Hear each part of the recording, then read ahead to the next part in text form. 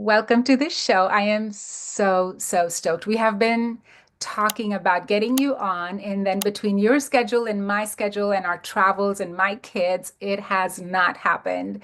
So thank you for taking the time to come on. I'm going to jump in because I feel like you have so much to share with the world. And like, how do people not know about you? For those that don't know you, who you are and what you do. Can you share a little bit about your journey and what it is what your gifts are for the world? Oh my gosh. Okay, absolutely. First of all, thank you for having me on. It has been such a long process in getting here. And I was actually going to talk to you about sleep. Remember, in the times Yes, that I was doing sleep yes. after I finished a 30-year dental career. And now here I am talking about energy medicine. So before I share my journey, this is what I do. I'm a shamanic practitioner. I have been trained by the Andean shamans in a lineage that works with energy, and it creates transformation in my clients. So I help high achieving women clear the energetic weight and reconnect with their divine feminine power. And And I'm one of those women. yeah, it was Yes. Oh such my an gosh. honor. Yes. Thank you. A true gift, a true blessing to have in our lives for sure. It was an honor to work with you. And you know, we know things in our head, right? So what I do is I bring it into the body and I make your body a safe place with the energetic movement and working with the energetics. And I lead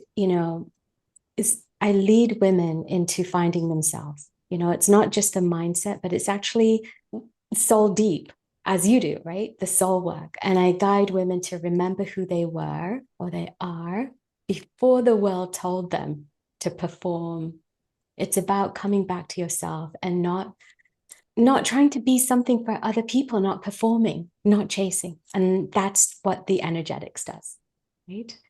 And my story, wow, I grew up in a high achieving household. I grew up as a good Indian girl, and a lot of our listeners who are Asian will know what that means.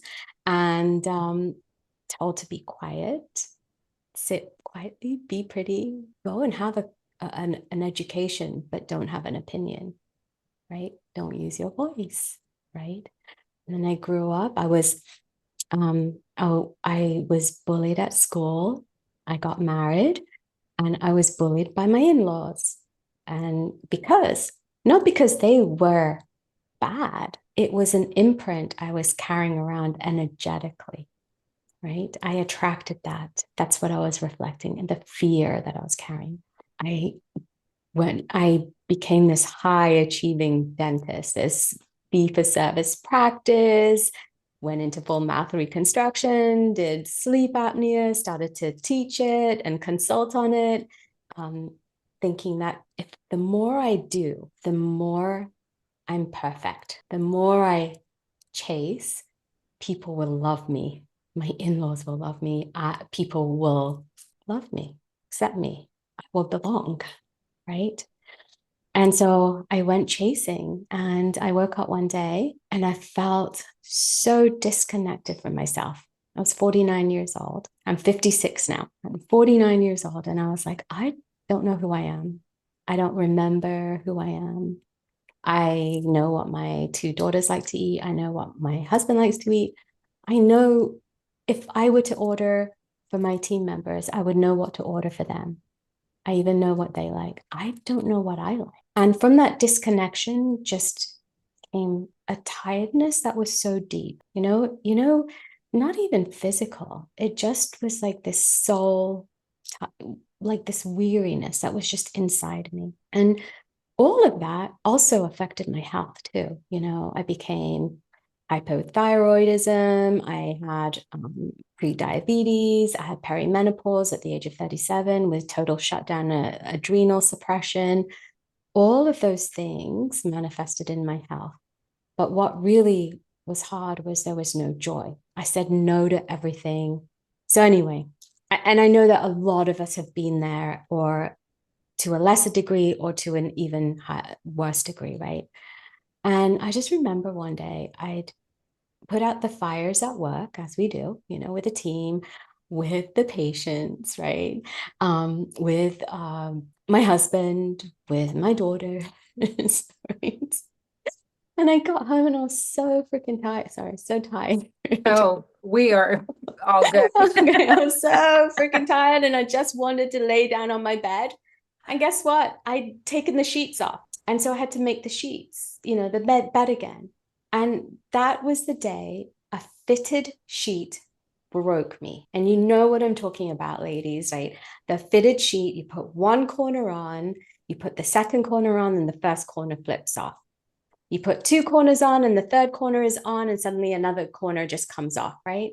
That And I isn't a metaphor for life. I don't know what is. Exactly, right. And I kept doing it. And 5 minutes later, I'm like, I am doing the same thing over and over again in everything. And I remember falling against the bed, sliding down, looking up at God and going, God, is there all there is? Because if I have to carry on doing this for another 10 years, I can't go on. I don't know how I could keep going. It's endless. And I cried. I said, F the sheet, went, had a shower, and just lay down on the mattress, you know, what the hell? And then didn't think anything of it. And then a few days later, I started to have lucid dreams. And I guess that it was exactly that was the time my soul woke up and said it's time. And there was I never dreamt before then. Like if anybody asked me what do you think of what do you dream of? I'm like, it's blank, it's black. I don't wake up and I don't remember anything. And then I started to have this dream. And 4 nights in a row, this person came into my dream. He was now I call a shaman, but it was an indigenous person, painted in white, had feathers, dressed headdress, everything. And I'm sitting in a forest tending a fire. And he said, can I come sit by your fire? And I'm like, I don't know you. No. So he went away. Didn't think anything of it. But I'm like, woke up, that's strange. Second night, same thing happened. Send him away. Third night, same thing happened. Now I'm like freaking out. The fourth night, I'm like, oh, this is really weird. I go to sleep. He's back again, fourth night. And I'm about to say no. And he looks at me, eyes bulging, hits me on the head like this and says, silly girl, don't you know I'm an ancestor? And I'm like, okay. And he's like, can I sit by your fire? And I'm like, yeah, okay. And he sat by the fire. And we just sat there until the sun's, and I'm watching this in my dream. I'm awake in my dream. That's what lucid dreaming is. And the sun comes up and he turns to me and he takes this cornucopia and it is filled with light and he puts it in my root chakra, an energy center which is near the pelvis area. And he puts this light in me. Suddenly I have light pulsing through me and I wake up. And after that, things started to happen. My practice, I wasn't thinking of selling it, but my practice gets sold, right? Just before COVID. And synchronicities happen, feathers and numbers and animals and red cardinals. And it's like the universe started talking to me. And after that, the practice was sold. I sold it to a DSO. COVID happened. And during that time with COVID, and I know it was so difficult for so many people, but that time I woke up from the narrative I had been telling myself for so many years that dentistry was my passion. And it was at one point, but I kept saying it and I kept saying it, and it had become the identity that I was clinging to. And then I realized it wasn't. And I came out of COVID, going back to work as an employee, and things changed. My contract and everything, they started to, because of COVID and stuff and whatever. And I looked up again and I said, angels. By that time, I had angelic guides and all different guides. And I'm like, angels, like, this really sucks. Help me. Next thing I know, they've gotten me out of a 3-year contract with no penalty. I'm moved to Florida and I'm here. I'm like, what just happened? In over a period of a year and a half, life is completely different. Plus, the fact during COVID, I was writing in my new moon journals. I want to live near the ocean. I want to live where there's bougainvillea and hibiscus. And that's where I ended up. Next thing I know, universe says, I helped you. God says, I helped you. Now it's your turn. And I was sent all these signs to learn how to do energy medicine. And of course, if you hear about something like 4 times within 3 days, you know that that's a message. So I took it. Next thing I know, I'm doing a course on shamanic medicine. I'm also at the end of it asked to teach, which I love teaching. So it's so great to be able to give that back. And here I am. It's a long So story, I know. oh my gosh, I had goosebumps many different times. So you are, as we talked earlier before we hit record, in what I call your second act. So many of us high achieving women that are in our space are in this second act. Does it feel different than the dentistry, the dental office owner, practitioner, sleep coach, sleep consultant career? Was one more fulfill? I know the answer to this, but was one more fulfilling than the other? You Tell me know, about that. yeah, that's such a great question because you know what? Honestly, when I was doing dentistry in the early years, right, it was fulfilling. It was something I was passionate about. Sleep was something I was passionate about. But we are all empaths to varying degrees. And here's the thing, you're an empath, I'm an empath. Majority of our listeners are empaths, and the ones that don't think they are really big empaths and they've just numbed down, right? And what happens is that in these careers, you absorb energy that is not yours. You absorb your patient's energy, you absorb pain, anger, frustration, fear. You absorb your team scarcity values, fear, perfectionism, imperfection. You're absorbing all of it. If you don't realize you're doing it and you don't know how to let it go, it becomes energetic weight that you are carrying to work every day, no matter what you do. No matter if you love your work, there's a weight. No matter how much I loved dentistry, it became the bag of bricks or the 20 bag of bricks that I was carrying around for 30 years just became too heavy and broke me. Same thing with, and I repeated the same patterns that I did in my short sleep career, right? And then when I understood, oh my gosh, this is what I did.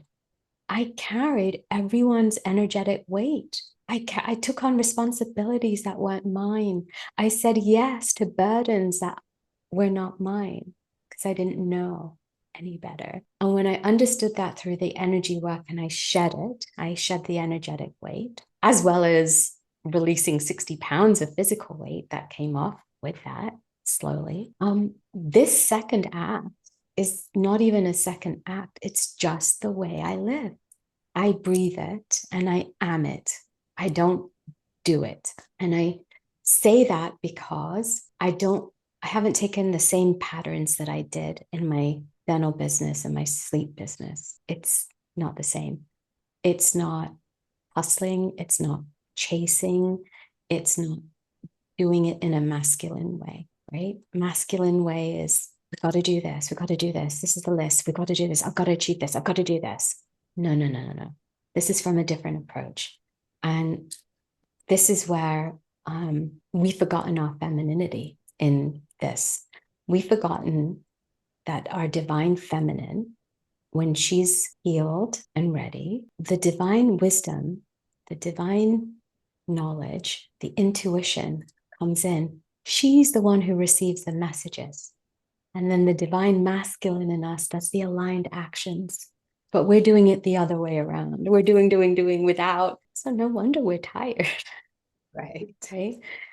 I don't know if that answered your second act, but It that's what it did. is. No, it did. Um, Tell me this. You, like mentioned earlier, you grew up in that very traditional, what I call brown household mindset, right? Overachiever, amazing at what you do, grew up with a certain value system, probably even married into it. When you set upon this path, how did your family react or respond to this? You know, you have two Yeah. girls just the way I do, and they're beautiful young ladies. Um, with your immediate family, your spouse, your children, like how did they respond to this or react to it? Yeah. Well, that's a great question. Nothing is easy when you're breaking out of the box, right? Um, but I broke out of the cultural box, the societal box, the girl box, Yes. yeah. And when I started to do this, at first my mother, especially because we all have a lot of us have the mother wound. And don't take this the wrong way. It's not about not loving your mother and your mother not loving you. It is about what is passed on through energy from your mother and grandmother and what we have to heal in our feminine line, right? And my mother was just like, oh my gosh, like you were this and now you're this, right? And all I can say is the belief in the divine and the supreme power and the universe kept me going. So it the medicine wheel that we teach teaches you to shed at first. And then it also shows you how to be fearless, like to walk into the shadows and walk into the unknown and not fear. You can be scared, but you still do it. That's fearlessness, right? And as for my husband, he couldn't understand it at all. And yeah, did it create dissonance? Absolutely. I mean, I think it was the worst time for our marriage because not only am I doing something different, but I'm finding out who I am. And when I found out who I was and reconnected with her, I found my voice, which many of us don't have or don't use. We've forgotten. We don't know how to express ourselves. We don't know how to ask for what we want. We've just not been taught or been given the space to be able to ask for what we want. And so when you start doing that with a spouse who's not used to it, of course that's going to be uncomfortable. But I stayed the ground, did it. And universe actually sent me a huge test with that. And at one point, it got so bad that I packed up all my shamanic tools, all my crystals, my drum, my rattles, my feathers, everything. And I couldn't sleep that whole night. And I came down at 5 o'clock in the morning and I unpacked it all. And my husband came down and goes, "What are you doing?" And I said, "You know what? It's really frightening and scary and terrifying to do this, to be this in a world where I came from science and now I'm suddenly this. To claim that I'm a shaman, that I work with energy and I see things and hear things. But you know what's even scarier is not being connected to the divine anymore if I give this up. So I choose God, universe, supreme power, highest source, whatever you want to call it. But I choose that. And you know what? I said, okay. And so I really truly believe that that was an initiation or a test. Right. Yeah. And I've heard people say this to me as well, because I'm not quite as knowledgeable as you are, but I do believe in energy. I believe in manifestation. And I'll have people say, like, how does that even work? Like, what does energy work? Like, how can you do that with somebody who's sitting thousands of miles away? And the one response that I think to share with them, and not really a response, I guess a thought, is do you believe in microwaves? Do you believe in the power of the phone where you're yeah, picking up an instrument and talking to Mona, who is in Florida while I'm in Texas? yeah, And can you see those waves? yeah. And you can't. Mm-mm. And yet you believe in the power of that to transmit your voice to somebody in Florida, or Yeah, the power of invisible rays to warm up your food, or x-rays, whatever you want to yeah. talk about. Why would It's you true. not believe Yeah. in energy? Like, Energy. Exactly. You're so right. And, we all know quantum physics, quantum entanglement is all out there now. And there's research done on it. But really quick, like, do this with me. Rub your hands really, really hard. Like, really, really, really, really create some heat. Create some heat. And everyone who's listening, do this too. And now stop and just bring your hands apart. What do you feel? What do you feel? Right? A Yeah. little pulsing. Oh, yeah. Yeah. That's your luminous energy field. That's the field around you. And your toric field, your luminous field, is 10 to 12 feet around you. So when you're brushing up against someone and you go, your field has already met theirs, and there's something that's not The vibes don't match. exactly. When you go into a room and you're already feeling apprehensive as you enter the room, your energy has already gone in there, right? So, yeah. Yeah. And If only we for were taught to listen to that intuition, to the voice, instead of trying so hard to fit into boxes be and polite. yeah, the molds. Yes. Oh, Yes. yeah, I don't, something's giving me an off signal, but I'll be polite. And then next thing you know, you're like deeper in a hole and you can't get out of it because Correct. You're regretting every yeah, moment of it, and you're like, exactly. I don't know how to back out of this Yeah. now. Yeah. Yeah. And then really quick, I have to do a shout out to my future son-in-law. We were at dinner a few weeks ago. It was for my birthday. And, I said to them all, I'm so thankful for your support, right? And you know what he said? He's like, and he still calls me auntie, not mom yet because they're not married, but auntie, we may not understand everything that you do, but we support you. And that's really all that you need. Exactly. You That's all. don't you don't need for anyone to understand. You don't need anyone to validate what you do. That's it. But the love and support you get beyond that is all you need. For sure. For Yeah. sure. Yes. Your daughter is very lucky. Well, I should say he is very lucky to have an amazing girl like your daughter. Oh, they're both like, They are. yeah, They yeah, are. yeah. I know you work with a lot of high achieving women and men, but mostly women. What are some of the common mindset blocks that you see come up among these high achievers? And just talk to me about that. Mm.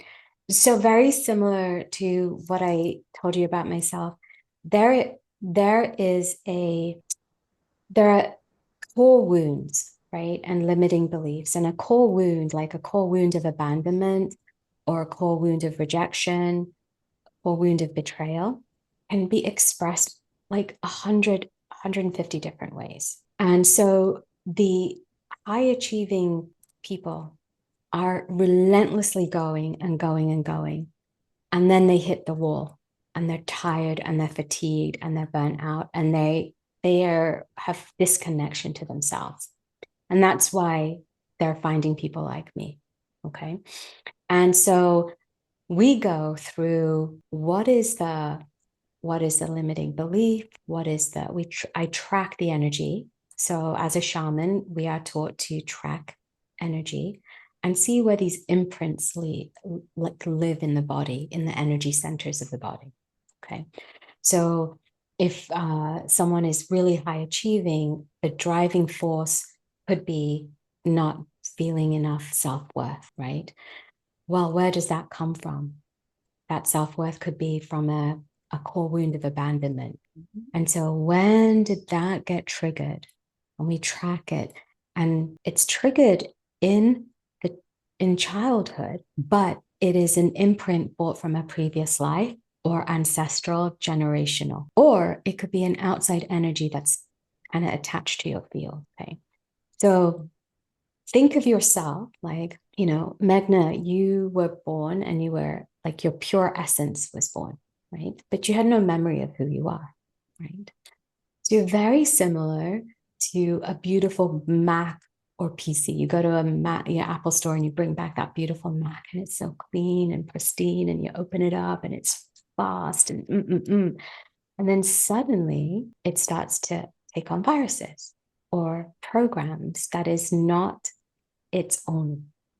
Just like Magna growing up is being taught around her programs from society, from parents, from family, from school, from teachers, from her environment. And she's taking on those programs and not realizing that they may not be for her, right? And this Mac machine is doing the same thing. And what happens? It gets overrun and it slows down and it slows down and it slows down, right? And so the work that I do is an energetic clearing. I clear those programs out of someone's field. And so when we do that, the energy body, the physical body and the spiritual body start to align, and you start to actually remember who you are. And when you start to align with yourself and know who you are, suddenly the world becomes a safe place, and you're not operating from a place of fear or scarcity. You're operating from a place of oneness and neutrality. So I have a lot of clients who are like, they want to escape dentistry, right? They're tired and they're fatigued. And I'm like, but you're making that decision maybe on scarcity or fear, burnout. Get your field clear, get yourself back before you start to see what are the other possibilities there for you, right? Of course, the ideal solution for somebody that feels like this is to work with somebody like you Yes. until they are able to find a mentor, a guide, a coach like you. What is something that people that are struggling with this can do? And then a part two to the question is, what should we be doing in our everyday life to not get to the point where you're going to crash and burn?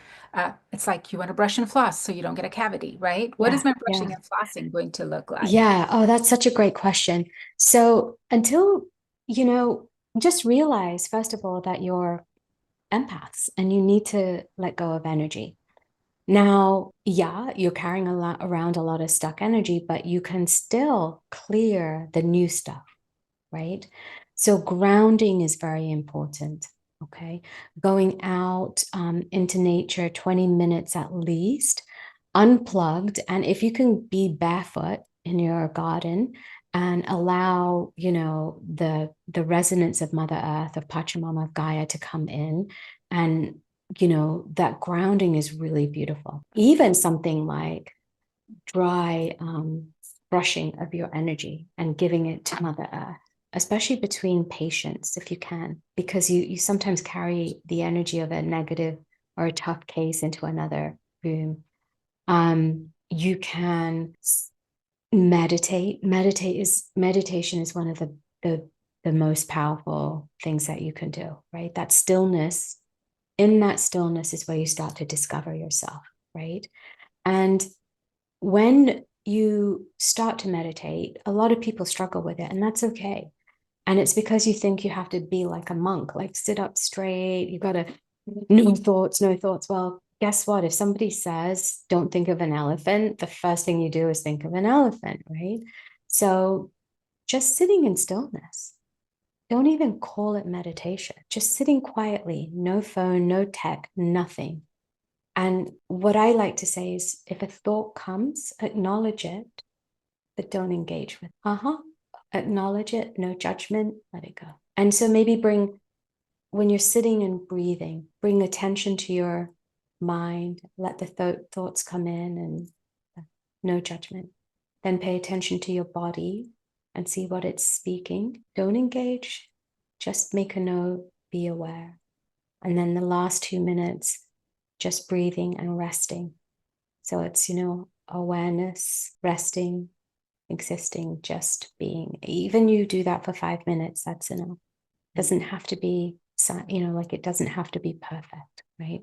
And there's so many guided meditations too, but that quiet stillness is where you start to really discover who you are. Spiritual hygiene. I mean, I go through a whole regimen, but what I would say is in the mornings, if you're stepping into this kind of, feeling or soul awakening, even just imagining that there's a beautiful white light flowing down into your crown chakra and just filling your body up with white light. And then that white light is flowing down into the ground, connecting with the heart of Mother Earth, and then allowing Mother Earth's energy to come up as well into your body and connecting heaven and earth. That's your central channel, right? And that will help your energy. And then imagine that white light pouring into your toric field, like a pod in a very simple terms.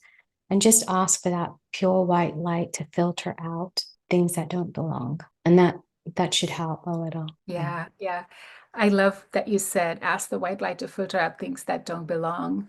A lot of people say, and I've experienced it too, when you're clearing out what does not belong, it may seem like the world is falling apart around you, right? You'll Yeah. have toxic, which you didn't know were toxic friends exit your life, team members just up and leave, or like Yeah. just things seem like the your life is falling apart around you, Yeah. but it's actually sometimes making room for the new. Yeah. Well, it's getting rid of what doesn't align with you, Correct. right? And let it. And it's not that it happens and there's dissonance. It's just that people drop away and let the universe take them. Yeah. Yeah, because your frequency, especially for so many people who are waking up, the light that you have, that you bring into this world, and we're all one, we're all connected, we're all aspects of one another. But the light that you bring into the world will shine so beautifully and it will attract people that want to just feed off the light, right? They don't want to change, but they just want to drain you like a battery. Yes. And when you start to understand that and you start to vibrate at a higher frequency, the universe, your guides, your team in the unseen world that are always there, your guardian angels, they actually help those people that don't belong just drop out. Yeah. Yeah. Yeah. And don't resist it. Yes. Yes. Make Yeah. room for what's meant for you. Yeah.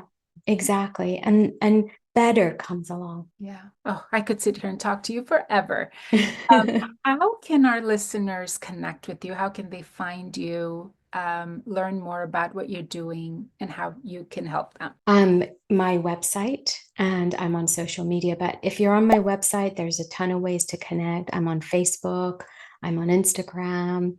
Um, you can even, connect through my email, healinglightalchemy@gmail.com. And yeah, and I have a really beautiful little ebook on 10 myths of spiritual awakening and some exercises to help go through it. So Yeah, yeah. and we will share all of these resources in the show notes. So for those listening in, we'll have Mona's website, her Instagram, Facebook handles, everything we know about her in there. So you know how to connect. And hopefully she can help you as well. Um, some last words of advice or thoughts that you wanted to share before we wrap up today's episode? Um, there is such a beautiful awakening in our collective, and we really are moving to where the feminine is coming up, right?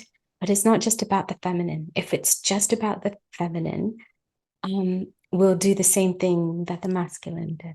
And balance. So it's about balance of life. It is about balance. And we balance by stopping, breathing, not filling our space with noise, and actually discovering self love. And I know so many people have said to me, but isn't that going away from spirituality? No, you've got to feed your soul. You've got to love your soul. You've got to love yourself so much that the well is so full that it spills over and nurtures everyone around you. But until then, you will be feeding from an empty place. There's not much to give when you haven't No, filled your own cup. exactly. And when we finally accept all of us, the good, the bad, the ugly, but we love it all, that's when that's when all the miracles happen. And so yeah, so I like everyone asked me, what if you sum up your journey for especially the last 3 years, it is a journey of self-love where I wake up in the morning and I go, I love Mona. And that's the feeling you want. Because when you're in that place, that's where the abundance comes in. That's where you start to manifest and you do all of those things, right? Oh, my hand go high. So yes, those are my last words. That it all It's so simple. And it's looking into your shadows, bringing love to your shadows, and accepting that I'm angry, I'm frustrated, I'm insecure, I'm not good enough, I'm jealous. Accepting all that, seeing what messages they bring for you. And you know what? They don't have any power. And suddenly you're like free. Yeah. So good. So good. Well, thank you for sharing this and for sharing your gifts with me, Oh, with the world. And to our listeners, reach out to Mona. You know, like I said, we'll have all of her information in the show notes. Do follow her, do download her ebook, all the resources that she shares. And she's so open and giving with her time, her love, her knowledge. So there's definitely lots for everybody to benefit. Thank you so much, Mona. thank you, Megna. It was such an honor and pleasure. Thank you.